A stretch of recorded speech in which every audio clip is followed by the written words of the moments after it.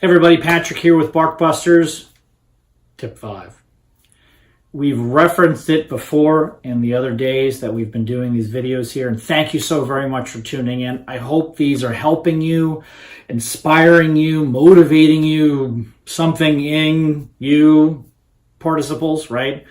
Thank you, Mrs. Walsh, for one of my English teachers, for teaching me what a participle was. Anyway, that's besides the point. Commitment. You got to commit. Flat out, you have to commit. Now, if you've hired a previous trainer, use them. Call them. Use their techniques. Pick their brains. Ask them all kinds of questions. If you're not getting the results that you want, call them. Ask for more help.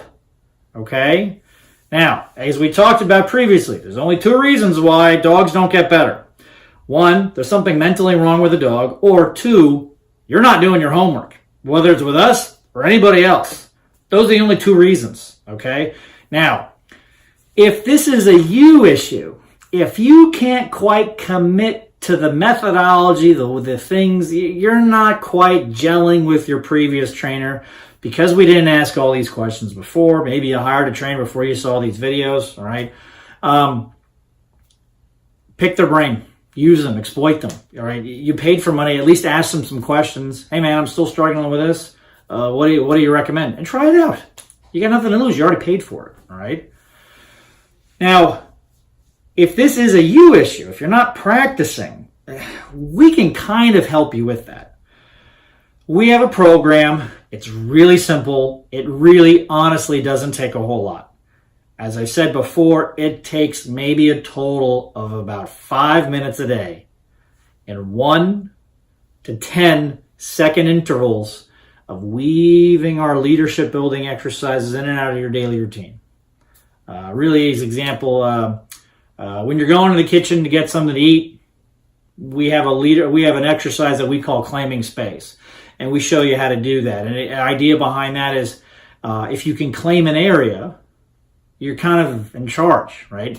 Claiming a space is exactly what dogs do. You ever walk by someone's house? So you're walking by this house, and inside the house there's a dog barking, just losing its mind, right? That dog is claiming its territory. And here's the twisted part about being a dog, is that you're on your walk, you're on your bike ride, you're on your jog. You're going by that house whether there's 100 dogs in the house or 0 dogs in the house. And so you're going by, and the dog is getting really adrenalized, getting really crazy, barking, yapping, going nuts. And what happens? You leave because you're just out on your jog, your walk, your bike ride. What does the dog learn? Dog learns, oh, when I act this way, when I go crazy, I get what I want. I've claimed my yard.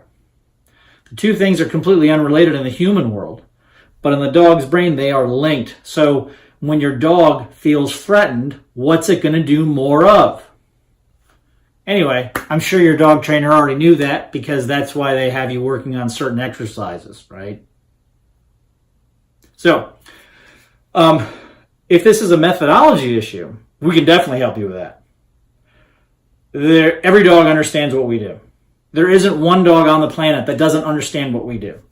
Blind dogs, no problem. Deaf dogs, no problem. Blind deaf dogs, I've been called a miracle worker, but I am not the miracle worker. But if you have a blind deaf dog, sure, give me a call. I'd love the opportunity to help out any way that I can, because that dog doesn't know it's blind or deaf.